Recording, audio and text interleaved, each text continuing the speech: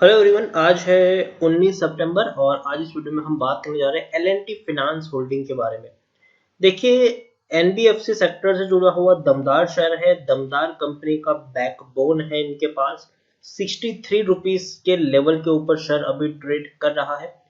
इस वीडियो में हम बातचीत करेंगे कि क्या एल&टी फाइनेंस के शेयर में खरीदारी करने का क्या ये सही मौका है कि नहीं, और जिन्होंने खरीदारी की है उनको अब यहाँ पर क्या करना चाहिए। तो वीडियो को मैं शुरू करूँ उससे पहले अगर आपने अभी तक चैनल को सब्सक्राइब नहीं किया है तो प्लीज अभी इसे सब्सक्राइब कर लीजिए, क्योंकि आगे भी बहुत सारे वीडियो है जो आपको काफी ज्यादा हेल्प करेंगे।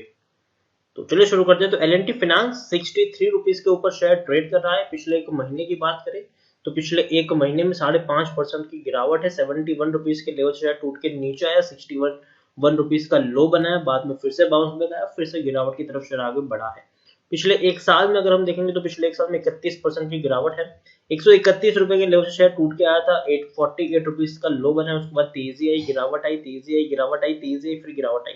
तो देखिए, धीरे धीरे शेयर ऊपर तो जा रहा है, लेकिन अभी भी उतनी बड़ी रिकवरी नहीं देखने को मिली है जितनी बड़ी रिकवरी हमें बाकी एनबीएफसी के शेयर्स में देखने को मिल चुकी है। मतलब एल&टी फाइनेंस में अभी भी एक बहुत बड़ी रिकवरी की जगह बनी हुई है। पिछले 3 साल की बात करेंगे तो पिछले 3 साल में एल&टी फाइनेंस में 69% की भयंकर गिरावट है। 211 रुपए के लेवल से शेयर कंटिन्यूअस नीचे टूटा है और तेजी आई भी है, तो वापस से गिरावट आई, फिर तेजी आई, फिर गिरावट आई, फिर तेजी आई, फिर गिरावट आई, फिर तेजी आई, फिर गिरावट आई।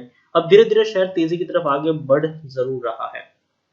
देखिए, मिड कैप शेयर है ये, 13,000 करोड़ के आसपास का मार्केट कैप है इसका। एनएससी में देखी जाए तो 1 करोड़ से भी ज्यादा का इसका वॉल्यूम ट्रेंड देखने को मिल रहा है। शेयर होल्डिंग में देखेंगे तो 63.72% की होल्डिंग है प्रमोटर के पास।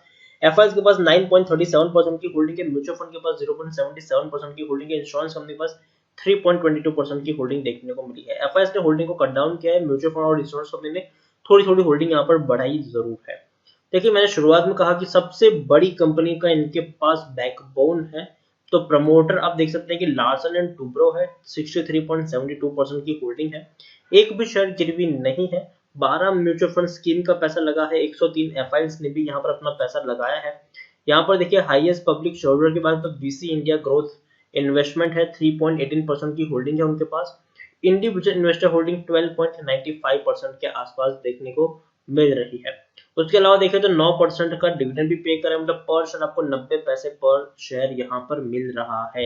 एल&टी फाइनेंस के बारे में देखने जाएंगे तो टेक्निकल रेटिंग अभी भी कुछ खास अच्छी नहीं, क्योंकि डाउन ट्रेंड में शेयर चल रहा है। और अगर हम देखें तो आने वाला जो वक्त है वो शायद एनबीएफसी और बैंक सेक्टर के लिए थोड़ा सा मुश्किल हो सकता है, क्योंकि सुप्रीम कोर्ट में अभी भी मामला चल रहा है मॉरेटोरियम को लेकर, और क्या अब उसका ऑब्जर्वेशन आता है वो तो देखने वाली बात होगी।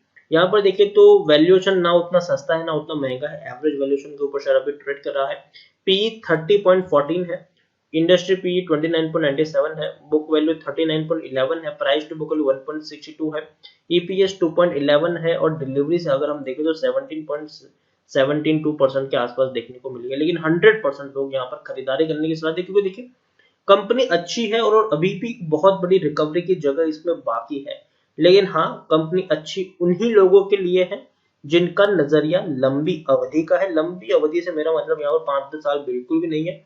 लंबी अवधि से मेरा मतलब है कि अगर आपका नजरिया 9 या 10 महीने का है तो डेफिनेटली शेयर आपको अच्छा रिटर्न देने का दमखम रखता भी है।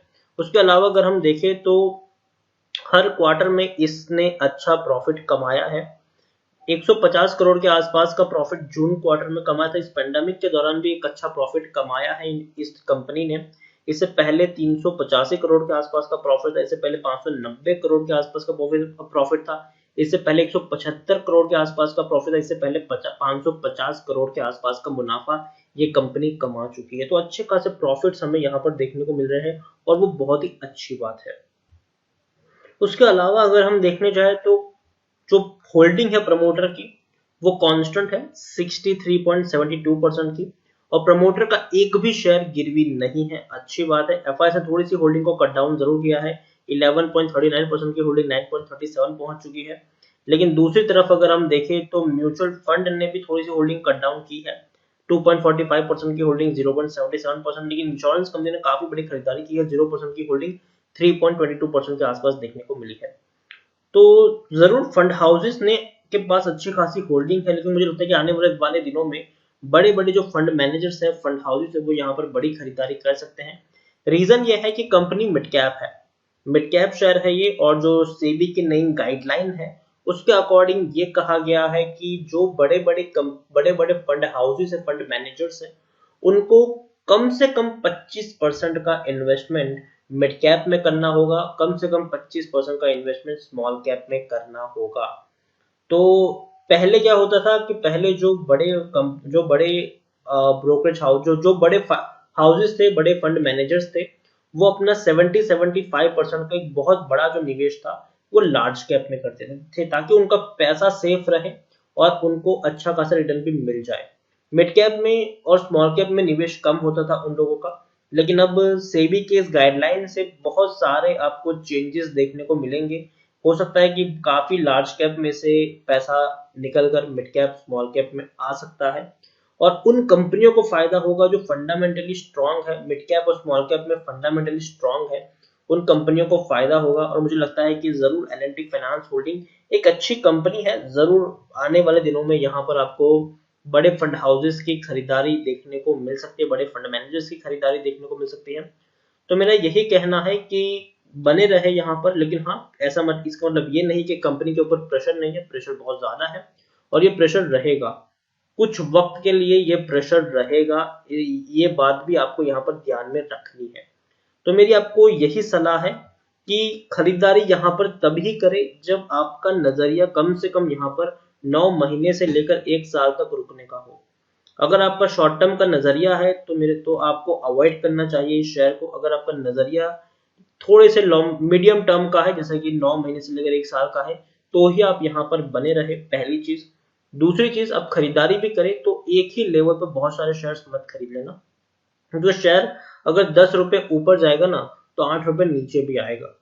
तो इसीलिए अगर आपको यहाँ पर 100 शेयर खरीदने हैं तो पहले से 20 शेयर ही खरीदो, फिर वेट करो गिरावट आए, थोड़ी और क्वांटिटी ऐड करो, फिर वेट करो गिरावट आए, थोड़ी और क्वांटिटी ऐड करो, फिर वेट करो। इस तरीके से आप यहाँ पर प्ले कर सकते हो। आप खुद देखिए, पेंडेमिक के बाद जब शेयर 48 रुपीज का इसने लो बनाया, बाद में तेजी आई थी, ठीक है, 65 रुपीज तक इसको लेके भी गए, लेकिन वापस नीचे 50 रुपए तक लाके छोड़ दिया क्योंकि गिरावट आ गई।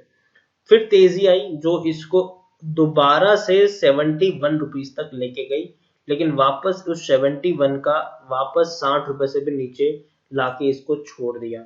वापस एक बड़ी रैली आई जो अगेन इसको 71 रुपीज तक लेके गई, अब वापस गिरावट आई जो इसको 62 रुपीज तक लाके फेंक दिया। अब फिर से तेजी आने की कोशिश जरूर देखने को मिली है।